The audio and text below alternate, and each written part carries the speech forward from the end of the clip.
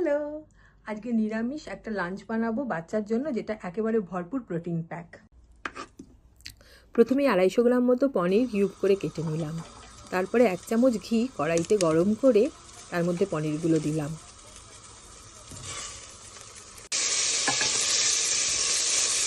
পনিরগুলো একটু ভাজা ভাজা হয়ে গেলে এগুলো তুলে সাইডে রেখে দিলাম, আর চালের মধ্যে নুন আর হলুদ দিয়ে মাখিয়ে রেখেছিলাম।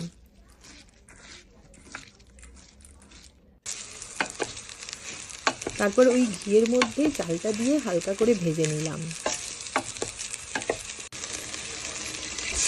এরপর পরিমাণ মতো জল ঢেলে দিলাম, আর তার মধ্যে স্বাদ মতো চিনি আর গরম মশলা। এই গরম মশলার ভেতরে একটু জায়ফল জয়িত্রীও গুঁড়ো করে নিয়েছিলাম, আর দিলাম কয়েকটা কাঁচা লঙ্কা। তারপরে ভেজে রাখা পনিরগুলো দিয়ে দিলাম। তারপরে ঢাকা দিয়ে এটা সেদ্ধ হতে দিলাম। আর একটা কড়াইতে একটু ঘি গরম করে একটু কাজু কিশমিশ ভেজে নিলাম। কেউ সাদা তেলে ইউজ করতে পারে, কিন্তু ঘিয়ে ভাজা কাজু কিশমিশ বা পনিরের স্বাদটাই আলাদা লাগে রান্নাটা হওয়ার পর। এর মধ্যে পোলাওটা প্রায় রেডি হয়ে গেছে।